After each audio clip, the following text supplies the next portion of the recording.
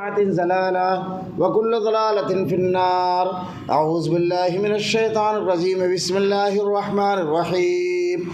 قاف والقرآن المجيد بل عجبوا أن جاءهم منذر منهم فقال الكافرون هذا شيء عجيب أئذا متنا وكنا ترابا ذلك رجع بعيد قد علمنا ما تنقص الأرض منهم وعندنا كتاب حفيظ بل كذبوا بالحق لما جاءهم فهم في أمر مريج أفلم ينظروا إلى السماء فوقهم كيف بنيناها وزيناها وما لها من فروج والأرض مددناها وألقينا فيها رواسي وأنبتنا فيها من كل زوج بهيج تبصرة وذكرى لكل عبد منيب ونزلنا من السماء ماء مباركا فأنبتنا به جنات وحب الحصيد والنخل باسقات لها طلع نضيد رزقا للعباد وأحيينا به بلدة ميتا كذلك الخروج كذبت قبلهم قوم نوح وأصحاب الرس وثمود وعاد وفرعون وإخوان لوط وأصحاب الأيكة وقوم تبع كل كذب الرسل فحق وعيد أفعينا بالخلق الأول بل هم في لبس من خلق جديد. قال الله تعالى في القرآن المجيد والفرقان الحميد. أعوذ بالله السميع العليم من الشيطان الرجيم. بسم الله الرحمن الرحيم. لقد كان لكم في رسول الله أسوة حسنة لمن كان يرجو الله واليوم الآخر. تمام تعریفیں اللہ رب العالمین کے لیے جو تمام جہانوں کا یا کو تنہا خالق و مالک ہے، اور بے شمار درود و سلام و اللہ کے آخری نبی حضرت محمد صلی اللہ علیہ وسلم پر. معزز حاضرین، اللہ رب العالمین نے ہمیں اس دنیا کی زندگی میں بے شمار نعمتوں سے نوازا، سرفراز کیا. اللہ رب العالمین کی نعمتوں کا معاملہ یہ ہے کہ اللہ نے اتنی نعمتیں پیدا کی ہیں. وَإِن تَعُدُّوا نِعْمَتَ اللَّهِ لَا تُحْصُوهَا إِنَّ الْإِنسَانَ لَظَلُومٌ كَفَّارٌ. اگر اللہ کی نعمتوں کو تم شمار کرنا چاہو تو اس کو شمار نہیں کر سکتا آدمی. کتنی نعمتیں ہیں. میں ایک مثال اکثر دیتا ہوں کہ اللہ کی نعمتوں کو شمار کرنا، اللہ کی نعمتوں کو بیان کرنے کی صلاحیت ہمارے اندر نہیں ہے. مثلا اگر آپ غور کریں تو اللہ نے زبان کے اندر 600 قسم کا ذائقہ، ٹیسٹ الگ کرنے کی صلاحیت دی ہے زبان کے اندر، لیکن ہمارے پاس 600 نام نہیں ہیں. مثلا اگر کسی آدمی سے آپ پوچھیں تربوزہ، آم، جام، کیلا، پپیتا، سیب، نام لیتے جائیے پھلوں کے، کیسا ہوتا ہے؟ وہ صرف ایک نام بولے گا، میٹھا.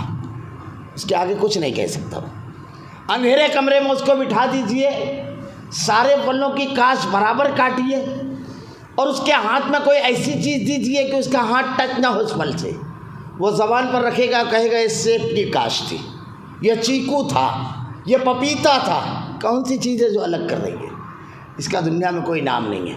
وَإِن تَعُدُّوا نِعْمَتَ اللَّهِ لَا تُحْصُوهَا. اللہ نے جو نعمتیں دی ہے اس کو بیان نہیں کر سکتے. شمار بہت آگے کہ اللہ تعالیٰ نے کہا شمار نہیں کر سکتے. رب العالمین نے، اللہ نے ان بے شمار نعمتوں میں سے ایک نعمت جس کا تذکرہ کیا ہے، دین.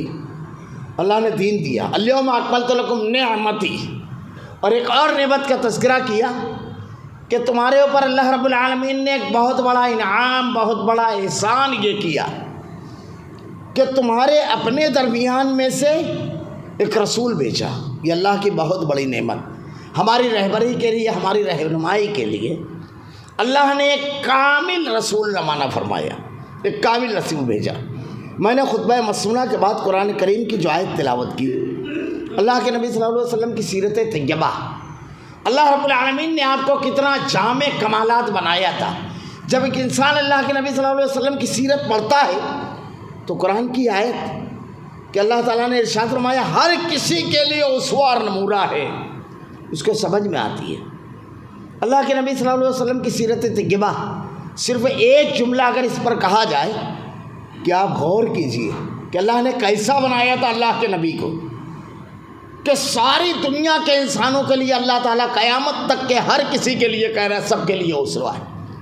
دنیا میں کتنے طرح کے انسان ہیں، تعلیم یافتہ بھی ہیں، کم تعلیم یافتہ بھی ہیں، جاہل بھی ہیں، طاقتور بھی ہیں، کمزور بھی ہیں، مالک بھی ہے، غلام بھی ہے، بچے بھی ہیں، انتہائی ذہین لوگ، کند ذہن اور بدھو بھی ہیں، مزدور بھی ہیں، لوگوں سے کام کروانے والے لوگ بھی ہیں، تاجر بھی ہیں، حمال بھی ہیں، ہر سطح کے لوگ، ہر کسی کے لیے اللہ کے نبی نے کہا سب کے لیے محمد رسول اللہ صلی اللہ علیہ وسلم کی شخصیت اسوار نمونہ ہے۔ اللہ نے آپ کو کتنا جامع کمالات بنایا تھا۔ میرے پاس یہ خطبے میں وقت نہیں ہے، ورنہ ہر پہلو سے ہم دلیلیں دے سکتے ہیں۔ ہر کسی کے لیے اسوہ، بڑی مشہور چیز ہے کہ یورپ کا ایک شخص، اس کے دماغ میں یہ بات آئی کہ دنیا کی 100 ایسی شخصیات پر ایک کتاب لکھنا چاہیے جنہوں نے تاریخ کا دھارا موڑ دیا، انسانوں کو متاثر کیا۔ اس نے اسٹڈی کرنا شروع کی اور مطالعہ کرتا کرتا جب بھرپور مطالعہ کر لیا تو اس نے وہ کتاب تحریر کی۔ اس کا نام ہے دنیا کے 100 بڑے آدمی، دی 100، مائیکل ہارٹ اس کا نام ہے مصنف کا۔ اس نے پہلا نمبر محمد رسول اللہ صلی اللہ علیہ وسلم کو دیا۔ تب لکھنے والا انگریز، لوگوں نے سوال کیا کہ تم حضرت عیسیٰ علیہ السلام کو ماننے والے عیسائی مذہباً، لیکن تم نے پہلا نمبر محمد رسول اللہ صلی اللہ علیہ وسلم کو کیوں دیا؟ تو وہ کہتا ہے میں نے ساری شخصیات کا، انسانی تاریخ کی بڑے سے بڑی شخصیات کا مطالعہ کیا، اتنا جامع کسی کو نہیں پایا۔ میں نے کسی کے میدان عمل میں، زندگی کے میدان میں کسی کو ایک جگہ بہت کامیاب پایا لیکن دوسری جگہ معاف کیجیے گا زیرو۔ کسی کو بہترین سپہ سالار پایا تو بہترین باپ نہیں پایا، بہترین تاجر نہیں پایا، بہترین دوست ہو، بہترین عدالت پر بیٹھ کر کے انصاف کرنے والا نہیں پایا۔ زندگی کے مختلف میدانوں میں، تعلیم کے میدان میں بالکل ادھورا پایا۔ کسی کو اگر بہت تعلیم یافتہ پایا تو میدان جنگ میں اس کے ہاتھ کب کپاتے نظر آئے، کبھی نظر ہی نہیں آیا۔ وہ واحد ذات محمد رسول اللہ صلی اللہ علیہ وسلم کی ہے کہ بچپن سے لے کر جوانی تک زندگی کا کوئی شعبہ ایسا نہیں ہے کہ آدمی اگر اپنی رہبری اور رہنمائی کے لیے رہنما خطوط تلاش کرنا چاہے تو اکیلی ذات ہے جس کے اندر یہ موجود ہے۔ اگر میں صرف اقوال لوگوں کو سنانا شروع کر دوں اللہ کے نبی صلی اللہ علیہ وسلم کے بارے میں، ایک مغربی مفکر کہتا ہے کہ بنا کسی وسائل کے اتنی زبردست کامیابی انسانی تاریخ میں محمد رسول اللہ صلی اللہ علیہ وسلم کے سوا کسی نے نہیں حاصل کی۔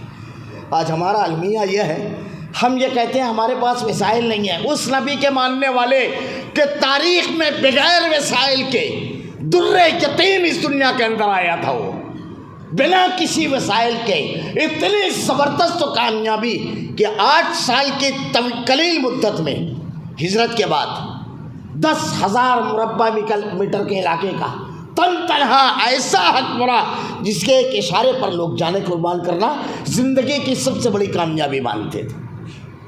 اللہ کے نبی صلی اللہ علیہ وسلم کے بارے میں صرف چند اقوال سنا دوں، ہم نے سیرت نہیں پڑھی، ہم نے جانا نہیں محمد رسول اللہ صلی اللہ علیہ وسلم کی شخصیت کی جامعیت۔ ایک مفکر کہتا ہے کہ معلوم انسانی تاریخ میں کوئی بھی شخص اپنے قریبی لوگوں میں بڑا نہیں رہا، ہیرو نہیں رہا سوائے محمد رسول اللہ کے، کیونکہ کتنا بھی بڑا آدمی ہو جب لوگ اس کے قریب جاتے ہیں تو ساری پرت اتر جاتی ہے، ساری ختم ہو جاتی ہے شخصیت کی بڑائی۔ لیکن انسانی تاریخ کی واحد ذات ہے محمد رسول اللہ صلی اللہ علیہ وسلم، جو جتنا قریب گیا وہ اتنا زیادہ آپ پر گرویدہ ہو گیا۔ بڑا مشہور واقعہ ہے، اسامہ بن زید، آپ کے والدین لینے آئے، یہ حادثاتی طور پر غلام بنے تھے، لمبا واقعہ جانے دیجیے، میں صرف اشارہ کروں۔ لینے کے لیے آئے، کہا آزاد کر دیں گے، غلامی پر آزادی کو قربان کر دیا، کہا میں محمد صلی اللہ علیہ وسلم کی رفاقت سے نہیں جا سکتا۔ تو جو آپ کے جتنا قریب آیا وہ اتنا، ایک مستشرق نے تو صرف اس لیے اسلام قبول کر لیا کہ اللہ کے نبی پر جب وحی نازل ہوئی اور آپ گھر تشریف لائے تو اماں خدیجۃ الکبریٰ کے جو تبصرے ہیں، بیوی سب سے صحیح تبصرہ کرتی ہے شوہر کے اوپر۔ آپ نے ارشاد فرمایا تھا آپ کی ساری اخلاقی تعلیمات، آپ غریبوں کے کام آتے ہیں، ضرورت مندوں کی ضرورت کو پورا کرتے ہیں، کمزوروں اور بے سہاراؤں کے سہارا ہے، اللہ آپ کو ضائع نہیں کرے گا۔ اللہ کے نبی صلی اللہ علیہ وسلم کی سیرت طیبہ، مولانا ابوالکلام آزاد رحمۃ اللہ علیہ کہتے ہیں 4 چیزیں اللہ کے نبی کی سیرت میں ایسی ہیں جو انسانی تاریخ میں ایک وقت میں کسی آدمی کے اوپر جمع نہیں ہوئی، اور پوری سیرت ہے۔ مظلومی میں صبر، پوری مکی زندگی، ظلم کی انتہا سے مشرکین مکہ گزرے، انتہا سے۔ اللہ کے نبی صلی اللہ علیہ وسلم کی زبان اقدس پر کبھی شکوے کا لفظ نہیں آیا۔ طائف کی وادیوں میں پتھروں کی بارش، گالیاں دی گئی کائنات کے امام کو۔ ذرا سا وہ دعا پڑھیے۔ اللہ کے نبی سے حضرت عائشہ نے پوچھا، اللہ کے رسول آپ کی زندگی کا سب سے اذیت ناک دن، سب سے مشکل دن کون سا ہے؟ اللہ کے نبی نے ارشاد فرمایا طائف والا دن، کیونکہ اسی سال حضرت خدیجہ الکبریٰ اور حضرت ابو طالب کی وفات ہوئی۔ اس کو عام الحزن، غم کا سال کہا جاتا ہے۔ ابو لہب قبیلہ بنو ہاشم کا سردار بنا تو اعلان کیا محمد صلی اللہ علیہ وسلم کی سرپرستی سے میں دستبردار ہوتا ہوں۔ اب اس کے بعد آپ دعوت لے کر کے طائف پہنچے۔ جو لوگ عمرہ اور حج کے لیے جاتے ہیں، ذرا سا اس سفر کا تصور کیے، کائنات کا امام تنہا کیسے وہاں پہنچتا ہے اور کیا ہوتا ہے۔ واپسی میں جب آپ آتے ہیں، مکہ کے باہر کھڑے ہو کر کے جب آپ دعا مانگتے ہیں، اس کو دعائے مستضعفین کہا جاتا ہے کہ اللہ میں اپنی بے کسی کس کے سامنے پیش کروں رب العالمین، اپنی کمزوری کا کس سے شکوہ کروں اللہ۔ دعا پڑھ کے آپ دعا پڑھ نہیں سکتے۔ مکہ میں داخل ہونے کے لیے آپ کو حمایت کی ضرورت پڑتی ہے، مظلومی میں صبر۔ 3 سال شب ابی طالب میں ایسا بائیکاٹ کیا گیا، چاول کے ایک دانے اور روٹی کے ایک ٹکڑے کے لیے ترستے رہے، پتے کھا کر اور درختوں کی چھالیں کھا کر کے اور چمڑے کھا کر کے صحابہ نے وقت گزارا۔ پڑھیے، بچے جب بلبلا کر کے روتے تو مشرکین کے کلیجے دہل جاتے۔ وہ اذیت ناک ایام اللہ کے نبی کی زندگی میں کبھی ایک شکوے کا لفظ نہیں بتا سکتے۔ مظلومی میں صبر، مقابلے میں عزم، یہ بالکل خلاف صفت ہے۔ بہت زیادہ صبر کرنے والا آدمی جو ہوتا ہے نا، اس سے اندر مقابلے کی قوت نہیں ہوتی ہے، وہ کمزور ہو جاتی ہے، ختم ہو جاتی ہے۔ لیکن اللہ کے نبی کا مقابلے میں عزم، جنگ جب اپنے شباب پر ہوتی تو صحابہ کہتے ہیں ہم آپ کے سائے میں پناہ لیتے تھے۔ زیادہ واقعات نہیں بیان کر سکتا، وہ وقت نہیں ہے۔ غزوہ حنین، جب مشرکین کی طرف سے تیروں کی بارش ہوئی، خالد بن ولید رضی اللہ تعالیٰ عنہ کو تیر لگا، آپ بے ہوش ہو گئے۔ اللہ کے نبی میدان جنگ میں اکیلے بچے تھے، ایک صرف حضرت عباس آپ کے پاس، وہ بھی آپ نے بلایا۔ آپ کی زبان اقدس سے کیا جملے نکل رہے تھے؟ کوئی نہیں تھا آپ کے پاس۔ انا النبی لا کذب، انا ابن عبد المطلب، سنو میں نبی ہوں اور عبد المطلب کا بیٹا ہوں، جھوٹا نہیں ہوں۔ میدان جنگ میں ڈٹے رہے، کبھی آپ کے قدم نہیں ہٹے۔ غزوہ احد پڑ جائیں گے، غزوہ خندق، تبوک، کلیجہ دہل گیا۔ کیسے حالات تھے غزوہ تبوک میں؟ میں اکثر کہا کرتا ہوں بڑے مشکل حالات ہیں مسلمانوں کے۔ تبوک پڑھ کے، تبوک سورہ غزوہ تبوک، سورہ احزاب پڑھ جائیں گے، معاف کیجیے گا تبوک نہیں، احزاب، غزوہ خندق۔ سائیکالوجی اور نفسیات کی کیسی جنگ ہے غزوہ احزاب، دیکھیے، اور اللہ کے نبی کی کامیاب کی عادت۔ یہ میرا عنوان نہیں ہے ورنہ میں بتاتا سائیکالوجی اور نفسیات۔ یاد رکھیے نوجوانوں، انسانی سائیکالوجی اور نفسیات پر دنیا کی سب سے دلچسپ کتاب قرآن کریم ہے، اس لیے کہ اس کا سبجیکٹ انسان ہے۔ اس سے زیادہ اچھا انسان کی سائیکالوجی کس کتاب میں آپ کو ملے گی؟ غصے میں آدمی کیسا ہوتا ہے، خوشی میں کیسا ہوتا ہے، تنہائی میں کیسا ہوتا ہے، اور نیک کو کیسا رہنا چاہیے، قرآن بیان کرتا ہے۔ وہ ایک الگ عنوان ہے۔ خیر، اللہ کے نبی کی سیرت پڑھ گئے۔ مقابلے میں عزم، قوت و اختیار کے بعد درگزر۔ جب کسی کے اوپر ظلم ہوتا ہے اور جب مظلوم کو طاقت ملتی ہے تو مکمل بدلہ لیتا ہے، بلکہ کچھ جھکتی ڈنڈی رکھتا ہے۔ لیکن اللہ کے نبی کی سیرت دیکھیے، مظلومی میں صبر، مقابلے میں عزم، قوت و اختیار کے بعد درگزر۔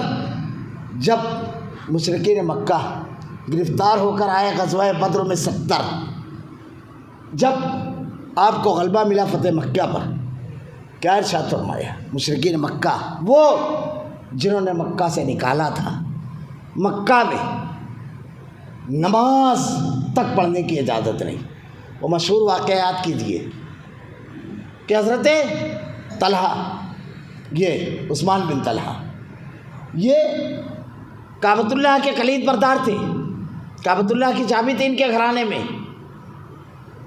ایک روز اللہ کے نبی صلی اللہ علیہ وسلم کہتے ہیں میں چاہتا ہوں کہ کعبۃ اللہ میں مکہ سے ہجرت سے پہلے کعبۃ اللہ میں داخل ہو کر نماز پڑھو۔ تالا لگایا، چابی گلے میں ڈالی اور کھیلتے ہوئے یہ جملہ کہتے ہیں یہ ہمارا اختیار ہے، جس کو چاہے دیں اور جسے چاہے محروم کرے۔ یاد کیجیے اس وقت کو جب مکہ فتح ہوا تو وہی سامنے کھڑے ہیں اللہ کے نبی کے، اور اب صرف کعبۃ اللہ نہیں پورا مکہ آپ کے زیر لگی تھا۔ حضرت علی رضی اللہ تعالیٰ عنہ آپ کے داماد، آپ کے بھائی، کئی رشتے ہیں۔ وہ کہتے ہیں اللہ کے نبی قریش کے پاس حاجیوں کو پانی پلانا سقایا کی ذمہ داری ہے، اللہ کے نبی چابی بھی دے دیجیے، کلید برداری دو اعزاز ہو جائے گا۔ آج ہمارے یہاں معمولی سا عہدہ آدمی کو ملتا ہے، اسکول کے مینجمنٹ میں گیا تو صرف اس کے رشتہ دار۔ اللہ کے نبی نے جملہ کہا تھا یہ سیرت ہے، سیرت۔ ہمارے یہاں زندگی میں سیرت نہیں ہے، اسکول کے اداروں میں سیرت نہیں، قائد کے یہاں سیرت نہیں، گھر میں سیرت نہیں، بازاروں میں سیرت نہیں، ہماری عبادات میں سیرت نہیں۔ معاف کیجیے گا، اللہ کے تعالیٰ کہتا ہے لقد کان لکم، تمہارے لیے اسوہ نمونہ محمد رسول اللہ صلی اللہ علیہ وسلم کی ذات ہے۔ یہ معمولی چیز نہیں ہے، یہ خطبے کے وقت ہر پہلو کو لینا بڑا مشکل ہے۔ خیر، اللہ کے نبی سے جب یہ کہا، اللہ کے نبی نے قرآن کی ایک آیت پر ان اللہ یأمرکم ان تؤدوا الامانات الی اہلہا، امانتیں ان کے اہل کے سپرد کرو۔ حضرت عثمان بن طلحہ کو چابی دی اور کہا اب اس گھرانے میں رہے گی، صرف ظالم اس سے لے گا۔ اب اگر کوئی کہے کہ چابی میرے پاس بھی ہے کعبہ کی تو وہ ظالم ہے، صحیح بخاری کی روایت ہے۔ ہمارے یہاں ایک عالم کے بارے میں لوگوں نے اڑا دیا تھا کہ ان کے پاس ہے، عجیب بات ہے۔ اللہ کے نبی نے مشرکین مکہ کو 18 بار اللہ کے نبی کو قتل کرنے کی کوشش کی گئی، جس میں زیادہ تر مکہ میں کی گئی ہے۔ اللہ کے نبی ان لوگوں سے کہتے ہیں لا تثریب علیکم اليوم انتم الطلقاء، آج تمہارے پر کوئی سوال و جواب گرفت نہیں، سب کو آزاد، سب کو معاف۔ قوت و اختیار کے بعد درگزر، معاملے میں راست بازی ایسی تھی معاملے میں آپ کے کہ آپ کی زندگی میں کسی ایک شخص نے آپ کے اوپر انگلی نہیں اٹھائی۔ مشرکین مکہ کی امانتیں اس دن رکھی ہوئی تھی جب آپ نے ہجرت کی۔ معاملات میں راست بازی۔ زید بن ثانہ ایک صحابی ہیں، یہودی تھے۔ ایک روز آئے اور اللہ کے نبی صلی اللہ علیہ وسلم کا گریبان پکڑ لیا اور کہا تم آل بنی ہاشم وقت پر کبھی زبان دیتے ہو تو وقت پر معاملے کو نہیں کرتے۔ اللہ کے نبی صلی اللہ علیہ وسلم کی گریبان پکڑ کر کے یہ جملہ کہتا ہے لاؤ میرا بقایا۔ حضرت عمر رضی اللہ تعالیٰ عنہ کھڑے ہو جاتے ہیں اور زید بن ثانہ کا گریبان پکڑ لیتے ہیں اور کہتے ہیں اللہ کے نبی حکم دیجیے گردن مار دو۔ بڑے باحمیت صحابی تھے، ذرا سا برداشت نہیں تھا کہ اللہ کے نبی کے شان اقدس میں کوئی گستاخی کرے۔ یہ ایک الگ عنوان ہے۔ صحابہ کی غیرت جیسی ایمانی تھی، تاریخ ایک مثال نہیں پیش کر سکتی۔ اس زمین کی پیٹھ پر ایسا گروہ نہیں دیکھا گیا۔ ورنہ صحابہ، آج کچھ لوگ تنقید کرتے ہیں، میں چلتے چلتے کہہ دوں یہ کون لوگ تھے؟ یہ چاہیے بدر کو اٹھا کر دیکھیے، ابو عبیدہ بن جراح کے سامنے آپ کا باپ کھڑا ہے، حضرت عمار کے سامنے، حضرت علی کے سامنے آپ کا بھائی حضرت مصعب بن عمیر کے سامنے دو بھائی کھڑے ہوئے ہیں، حضرت حذیفہ کے سامنے آپ کا باپ عتبہ، آپ کا چاچا شیبہ، آپ کا بھائی ولید کھڑا ہوا ہے۔ اپنے خون کے مقابل کھڑے نہیں ہوئے، تلواریں بھی چلائی۔ وہ میرا عنوان نہیں ہے ورنہ میں بتاتا۔ کھڑے ہو گئے، پکڑ لیا، کہا اللہ کے نبی حکم دیجیے۔ اللہ کے رسول نے کہا رک جاؤ، حضرت عمر رضی اللہ تعالیٰ عنہ سے، اور ان سے کہا تمہارا اور میرے درمیان جو معاہدہ ہے اس میں تو 2 روز باقی ہے ابھی۔ ٹھنڈے پڑ گئے زید بن ثانہ۔ اس کے بعد کہتے ہیں اللہ کے نبی ان کو 1 سا کھجوریں یا بعض روایت میں 2 سا زیادہ دینا۔ عمر تم نے ان کا دل دکھایا۔ اس کے بعد دیکھیے تربیت، آج ہماری کوئی بھی حمایت کر دیتا ہے ہم خوش ہو جاتے ہیں۔ اللہ کے نبی نے حضرت عمر رضی اللہ تعالیٰ عنہ سے کہا عمر تم اس سے اچھا کام کر سکتے تھے رضی اللہ تعالیٰ عنہ، مجھ سے کہتے ان کا وقت پر مطالبہ پورا کرو، ان سے کہتے کہ نرمی کے ساتھ مطالبہ کرو۔ آپ اس سے اچھا کام کر سکتے تھے۔ زید بن ثانہ کہتے ہیں عمر رک جاؤ رضی اللہ تعالیٰ عنہ، میں تو اپنی کتابوں میں اللہ کے نبی کی ایک صفت پڑھا تھا، آخری نبی کی، اسی کا محاسبہ، اسی کو جائزہ لے رہا تھا، وہی دیکھ رہا تھا۔ ہم نے اپنی کتابوں میں پڑھا ہے کہ لوگ اس کے ساتھ بدتمیزی بد اخلاقی سے پیش آئیں گے، وہ اخلاق کی بلندیوں پر چلتا چلا جائے گا، لوگ بد اخلاقی بڑھاتے جائیں گے۔ میں بد اخلاقی بڑھا رہا تھا، نبی اخلاق کی بلندیوں پر چل رہے تھے۔ اشہد ان لا الہ الا اللہ واشہد ان محمدا عبدہ ورسولہ، ایمان لے آتے ہیں۔ معاملات میں راست بازی، خیر بات طویل ہو رہی ہے۔ اللہ کے نبی صلی اللہ علیہ وسلم کی سیرت کی جامعیت، آدمی اگر سیرت کا مطالعہ کرے، اللہ کے نبی صلی اللہ علیہ وسلم کا سیاسی تدبر، آپ کا اخلاق، آپ کے معاملات، آپ کی گفتگو، آپ کا لوگوں کے ساتھ معاملہ فہمی، آپ کی عبادات، ہر معاملے میں اللہ تعالیٰ نے بے مثال بنایا۔ میں ایک ایک مثالیں دے کر کے بات سمیٹ کر اتباع رسول پر آؤں گا۔ کیوں اللہ کے نبی کی صرف اتباع کرنا ہے؟ تاریخ پیش تو کرے ایسی کوئی مثال، پوری انسانی تاریخ ایک مثال۔ اس لیے اللہ تعالیٰ نے اسی لیے صرف ان کو اتباع بنایا، کسی اور کو اسوہ نہیں بنایا۔ کسی اور کا نام نہیں ملے گا حضرت ابراہیم کے سوا، قرآن میں کسی کو اسوہ، ہر کسی میں غلطیاں کیا تھی۔ میں اکثر کہتا ہوں شرک و مشرک اس لیے کرتا ہے کہ اللہ کی عظمت نہیں جانتا، اور اللہ کے نبی کے علاوہ کسی اور کی اتباع پیروی بدعت آدمی اس لیے کرتا ہے کہ اللہ کے نبی کی عظمت نہیں جانتا۔ میں اشارے کروں گا، وقت بڑی تیزی سے گزر رہا ہے۔ آپ کی ذہانت، اللہ کے نبی صلی اللہ علیہ وسلم کی ذہانت، کتنے ذہین تھے آپ۔ واقعہ پڑھیے، اللہ کے رسول صلی اللہ علیہ وسلم غزوہ بدر کے موقع پر آپ عبادت کرنے ہیں، صحابہ کو لگایا کہ ذرا سا خبر رکھو۔ ایک مشرکین مکہ کے 2 غلام پکڑ کر حضرت علی اور حضرت سعد لے کر آئے۔ اللہ کے نبی صلی اللہ علیہ وسلم نے ان سے پوچھا مشرکین کی تعداد کتنی ہے؟ صحابہ پوچھتے تھے، وہ کہتے تھے بہت۔ کس سے ہو؟ قافلے سے؟ وہ کہتے تھے ہاں، تو چھوڑ دیتے تھے، کہتے تھے لشکر سے، تو مارتے تھے۔ اللہ کے نبی نماز سے فارغ ہوئے۔ دیکھیے آج کے دور کا سب سے بڑا مسئلہ کیا ہے جانتے ہیں؟ دہشت گردی۔ یہ بنایا گیا ہے، بنایا گیا ہے، اور اس کی وجہ سے آج سیکورٹی کے آلات سب سے زیادہ بکتے ہیں۔ اور دیکھیے گھر گھر میں کیمرہ لگا ہوا ہے، یہ ماحول بنایا گیا ہے۔ تو آج کے دور میں کسی کو راز اگلوانا، اس پر بہت محنت ہوئی۔ تو ماہرین اب کہتے ہیں کسی سے اگر راز اگلوانا ہے دماغ سے، تو ایسا سوال کیجئے کہ اس کا تعلق، اس کویسچن کا تعلق اس کو راز سے نہیں لگے، کہ میرے راز میں راز اس سے اوپن ہوگا، ورنہ ٹارچر کر کے مار بھی ڈالو تو ایسے لوگ ہیں جو نہیں بتاتے ہیں۔ اب سنیے یہ واقعہ، یہ 1400 سال پہلے ہمارے رسول اللہ کے نبی نے کیا، کائنات کے امام نے، اللہ کے نبی صلی اللہ علیہ وسلم نے۔ اللہ کے نبی صلی اللہ علیہ وسلم نے ان لوگوں سے سوال کیا کہ بتاؤ، چھوڑو کتنے اونٹ روزانہ کرتے ہیں؟ اب ان غلاموں نے سوچا اونٹ کا تعلق تو تعداد سے ہے نہیں، کہا کسی دن 9 کسی دن 10۔ اللہ کے نبی نے کہا چھوڑ دو ان کو، ایک اونٹ 100 آدمیوں کے لیے کافی ہوتا ہے۔ مشرکین مکہ کی تعداد 900 سے 1000 کے درمیان ہے۔ بنا کسی معمولی سا ہاتھ لگایا آپ نے ان کا، یہ اللہ کے نبی اشارہ کر رہا ہو صرف وہ آپ کی ذہانت کا۔ اللہ کے نبی صلی اللہ علیہ وسلم کی قیادت، صرف اب یہاں سے اشارے کروں گا، ویسے بھی میرا خطبہ عناوین پر مشتمل ہے، سیرت پر۔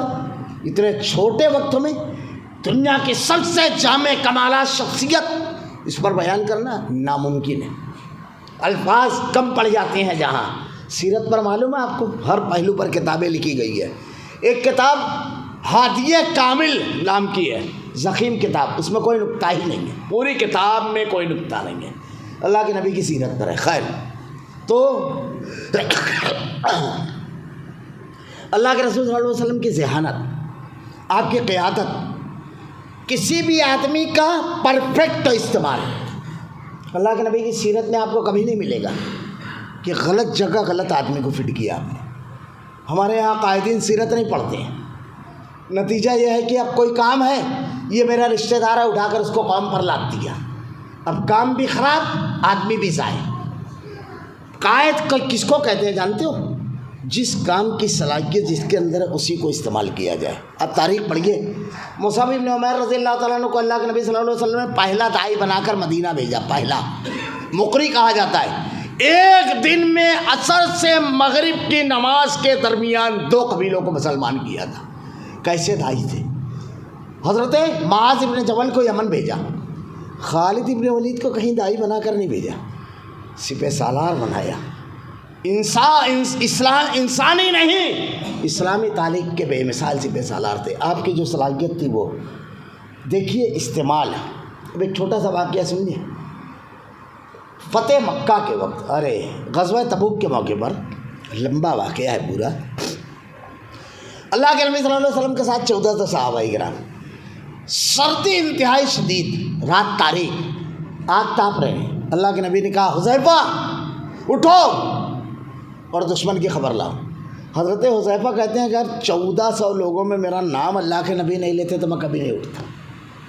تو اللہ کے نبی نے کیوں 1400 لوگوں میں اکیلے حذیفہ کا نام لیا؟ کبھی آپ نے غور کیا؟ پڑھی سیرت؟ یوں ہی نہیں، ایکسیڈنٹلی اللہ کے نبی صلی اللہ علیہ وسلم کبھی کوئی چیز نہیں کرتے تھے. نکل گیا. میرا عنوان نہیں ہے ورنہ میں بتاتا. ہجرت اکیلا واقعہ ہے. سارے مسائل کا حل ہمارے موجود ہے ہجرت میں، سارے. خیر، اٹھے حضرت حذیفہ. حضرت حذیفہ کون تھے؟ اتنے ذہین، بروقت و قوت فیصلہ کے حامل، ایسی کوئی نہیں تھا. یہ معمولی چیز نہیں ہے. حضرت حذیفہ اٹھے. کیوں اللہ کے نبی نے حضرت حذیفہ کا نام لیا؟ ذرا سا ایک اور واقعے کی طرف آئے. غزوہ احد میں جب اللہ کے نبی کی شہادت کی جھوٹی خبر اڑی تو حضرت حذیفہ کے والد یمان بھی میدان جنگ کی طرف آئے.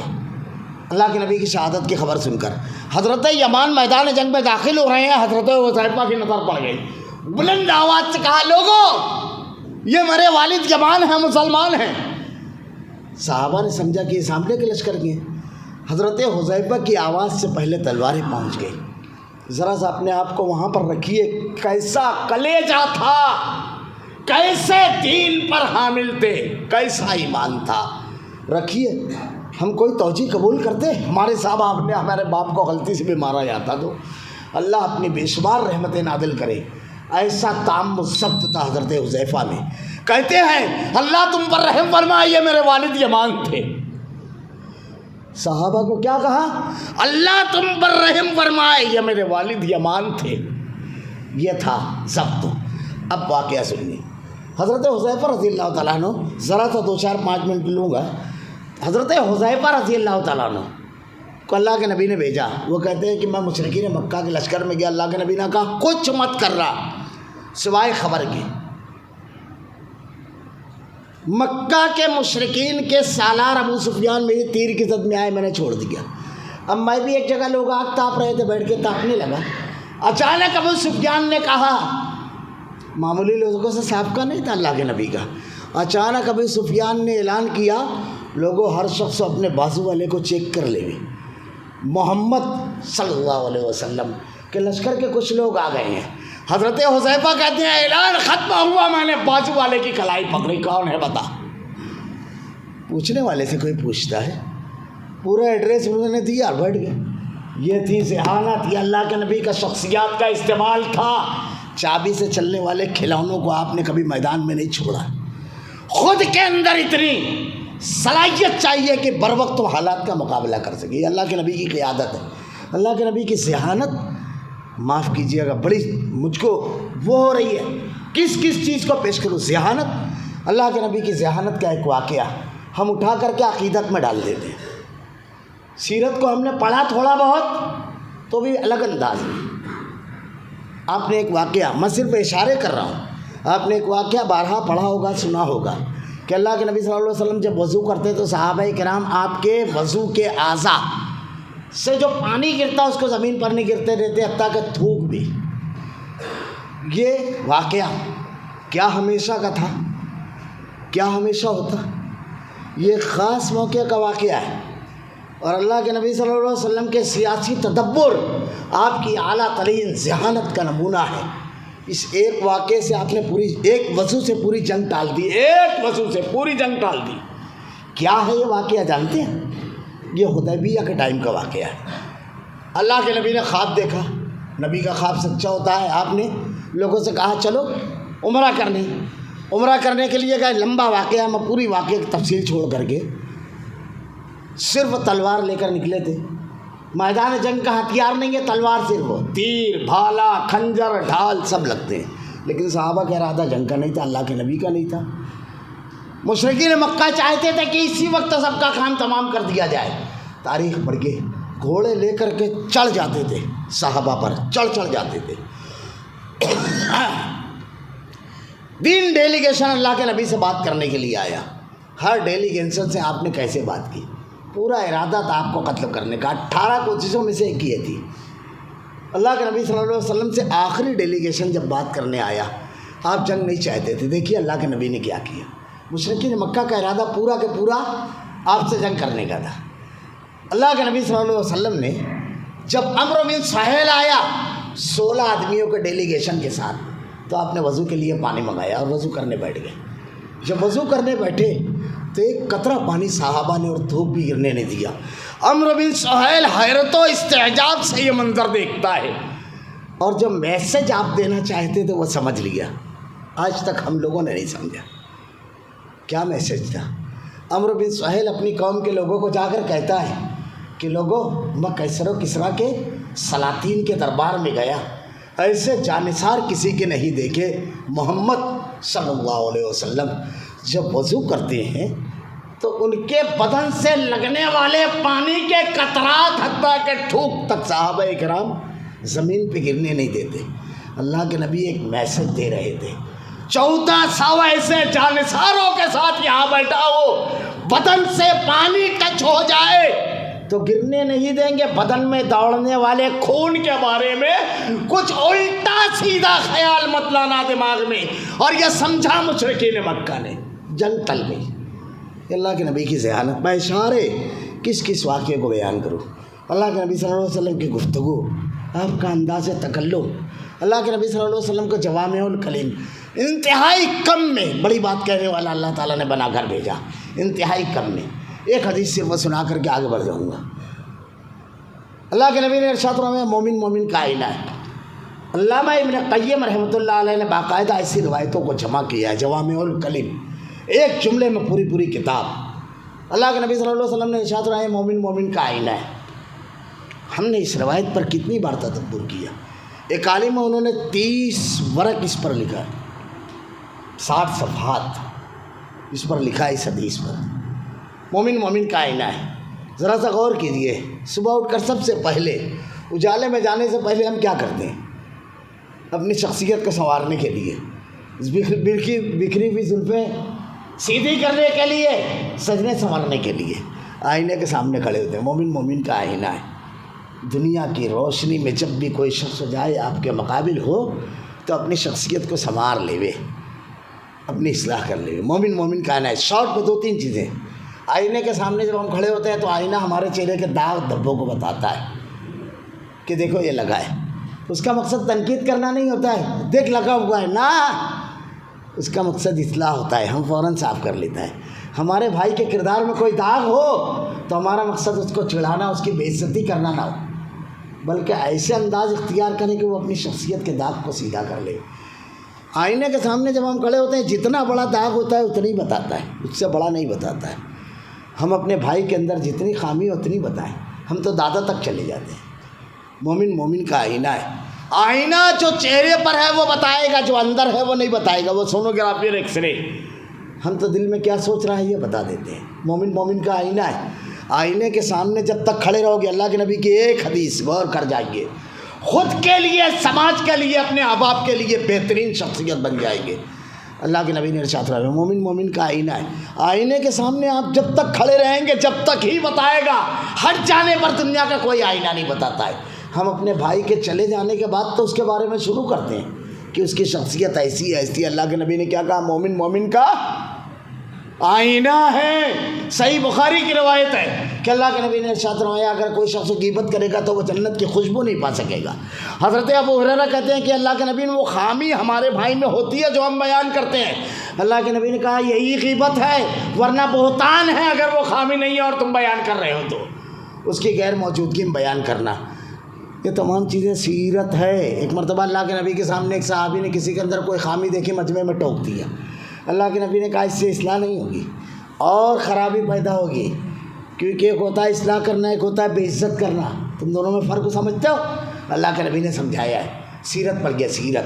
خیر، اللہ کے نبی صلی اللہ علیہ وسلم کی ذہانت، آپ کا سیاسی تدبر کس پہلو سے گفتگو کی جائے۔ اللہ کے رسول صلی اللہ علیہ وسلم کی عبادت دن بھر میں 100 بار استغفار کیا کرتے تھے۔ استغفار، اس کو کیا معنی میں لیا ہے ہم نے؟ قرآن پڑھیے، جب سورہ نصر نازل ہوئی حضرت ابوبکر کہتے ہیں کہ اللہ کے نبی کی موت کا اعلان تھا۔ کیا ہے؟ اذا جاء نصر اللہ الفتح ورأيت الناس يدخلون في دين الله افواجا، اللہ کی مدد آ گئی، لوگ دین میں داخل ہونے لگے۔ وسبح بحمد ربک واستغفر، پس اللہ کی پاکی بیان کر اور استغفار کر۔ استغفار ہم سمجھتے ہیں گناہ کی بات ہے، بندگی کی معراج ہے استغفار، انعامات کا دروازہ ہے استغفار، رب کی رحمتوں کی بارش ہے استغفار۔ اللہ کے نبی صلی اللہ علیہ وسلم دن بھر میں 100 بار استغفار کیا کرتے تھے۔ چھوٹی سی مثال دے کر بات سمیٹوں گا، میں وقت اوپر ہو چکا ہے، چھوٹی سی بات دے کر کے۔ ہم نماز پڑھی ابھی نماز پڑھیں گے اللہ کی توفیق سے، سلام پھیر کر پہلا جملہ کیا کہیں گے؟ اللہ اکبر، استغفر اللہ استغفر اللہ استغفر اللہ۔ ہم لوگ سمجھتے ہیں گناہ کے بعد استغفار ہے، یہ خیال ہی بالکل غلط ہے، وہ تو ضروری ہے، لیکن ہر وقت کیوں؟ استغفار انعامات کی بارش ہے۔ ہم نے 2 رکعت نماز پڑھی، نماز کیسے پڑھنا ہے؟ اللہ کے نبی نے کہا جیسے تم اللہ کو دیکھ رہے، یہ نہیں کر سکتے تو اللہ تم کو دیکھ رہا ہے، خشوع کے ساتھ۔ اب 2 رکعت نماز پڑھی، کیسی تھی اللہ بہتر جانے۔ سلام پھیرا جیسے ہی اللہ اکبر، مالک کی بڑائی بیان کی، اور اس کے بعد کہتے ہیں استغفر اللہ استغفر اللہ استغفر اللہ اللہ۔ 2 رکعت نماز تو نے اس وقت کی ادا کرنے کا حکم دیا۔ اے اللہ کیا خامی رہ گئی میں نہیں جانتا، اے اللہ جو کمی اور خامی ہے معاف فرما، استغفر اللہ استغفر اللہ استغفر اللہ۔ یہ عبادت کے بعد، اور استغفار انعامات کی بارش۔ حضرت حسن بصری کے پاس ایک مرتبہ ایک آدمی آیا، کہا اولاد نہیں ہے، کہا استغفار کرو۔ ایک آدمی آیا، کہا کاروبار نہیں ہے، کہا استغفار کرو۔ ایک آدمی آیا، کہا بارش نہیں ہے، کہا استغفار کرو۔ ایک آدمی آیا، کہا بہت عیال دار ہوں، بہت بچے ہیں، کمائی اتنی نہیں ہے، کہا استغفار کرو۔ جب سب چلے گئے تو ان کا شاگرد تو کہتا ہے مریض الگ الگ دوا سب کو آپ نے ایک دی، کہا قرآن کی آیت پڑھو، استغفروا ربکم انہ کان غفارا یرسل السماء علیکم مدرارا ویمددکم باموال وبنین۔ لوگوں استغفار کرو، اللہ بڑا معاف کرنے والا ہے۔ استغفروا ربکم انہ کان غفارا یرسل السماء علیکم مدرارا، وہ آسمان سے موسلادھار بارش برسائے گا، ویمددکم باموال وبنین، وہ مال اور اولاد کے ذریعے تمہاری مدد فرمائے گا۔ کر رہے استغفار، بارش بھی ہو رہی ہے، مال بھی مل رہا ہے، اولاد بھی۔ خیر، بات ذرا سے طویل ہو گئی۔ اللہ کے نبی صلی اللہ علیہ وسلم کی سیرت طیبہ پڑھ کے ایک جامع کمالات شخصیت، اسی لیے اللہ تعالیٰ نے حکم دیا صرف ان کو سوار نمونہ بنایا، کسی اور کو نہیں۔ غلطی کسی سے بھی ہو سکتی ہے، معصوم عن المعصیات جازات، محمد رسول اللہ صلی اللہ علیہ وسلم کی۔ جب کوئی شخص یہ پڑھ لے گا کہ اللہ کے نبی صلی اللہ علیہ وسلم کی ذات میں اسوہ نمونہ، آپ کی ذات میں صرف اللہ تعالیٰ نے رکھا ہے، کامل صرف آپ کو بنایا ہے، کسی اور کو اسوہ نہیں بنائے گا۔ صحابہ کرام کا مزاج یہی تھا کسی بھی معاملے میں۔ یہ دیکھیے حضرت عمر رضی اللہ تعالیٰ عنہ، ہمارے یہاں مزاج کیا ہے؟ اتنے بڑے علامہ، اتنے بڑے محدث، اتنے بڑے ولی، کیا ان کو نہیں سمجھتا تھا؟ سنیے، سمجھ ہماری خراب ہے، ان کو تو سب سمجھتا تھا۔ حضرت عمر رضی اللہ، عبداللہ بن عمر رضی اللہ تعالیٰ عنہ سے کسی نے کہا آپ کے والد حج تمتع کے قائل نہیں ہیں۔ حج کی 2 قسمیں، حج قران اور حج تمتع۔ کتنا پیارا جملہ کہا۔ جب ان سے کہا گیا تو کہا، بس آخری 2 جملے کہہ کر کے سمیٹ دوں، تو 2 جملے کہہ کر کے سمیٹ دوں، 2 جملے بس، حج تمتع حج قران، بس ختم کر دوں گا، معاف کیجیے گا، مجھ کو اتنی سختی کا اندازہ نہیں تھا، تھوڑا سا لیٹ ہو گیا، معافی چاہتا ہوں۔ تو حج تمتع اور حج قران، تو حضرت عمر رضی اللہ تعالیٰ عنہ نے ارشاد فرمایا، دین میں بات محمد رسول اللہ کی چلے گی یا میرے باپ کی؟ یہ پیمانہ سب سے اعلیٰ ذات محمد رسول اللہ کی ہے، دین میں بات چلے گی تو صرف محمد رسول اللہ کی۔ اللہ رب العالمین سے دعا ہے کہ رب العالمین الہ العالمین خالق ارض و سما، ہم تیرے بڑے کمزور بندے ہیں رب العالمین، الہ العالمین ہمارے گناہوں کو بخش دے رب العالمین، اللہ کے نبی کی سچی اطاعت اور محبت دلوں میں جاگزی فرما رب العالمین، الہ العالمین ہم میں اور گناہوں میں دوری پیدا فرما دے رب العالمین، نیکیوں سے محبت پیدا فرما، جنت میں لے جانے والے اعمال کرنے کی توفیق دے، جہنم میں لے جانے والے اعمال سے ہماری حفاظت فرما، اللہ ہمارا خاتمہ ایمان پر فرما۔ ربنا لا تزغ قلوبنا بعد إذ هديتنا وهب لنا من لدنك رحمة إنك أنت الوهاب۔ بارك الله لنا ولكم في القرآن المجيد ونفعنا وإياكم بالآيات والذكر الحكيم إنه تعالى جواد كريم ملك الرؤوف الرحيم۔ الحمد لله نحمده ونستعينه ونستغفره ونؤمن به ونتوكل عليه ونعوذ بالله من شرور أنفسنا ومن سيئات أعمالنا، من يهده الله فلا مضل له ومن يضلل فلا هادي له، وأشهد أن لا إله إلا الله وحده لا شريك له وأشهد أن محمدا عبده ورسوله، أما بعد أعوذ بالله من الشيطان الرجيم، بسم الله الرحمن الرحيم۔ إن الله يأمر بالعدل والإحسان وإيتاء ذي القربى وينهى عن الفحشاء والمنكر والبغي يعظكم لعلكم تذكرون، اذكروا الله يذكركم وادعوه يستجب لكم، لذكر الله تعالى لا جل وأتم وهم أكبر۔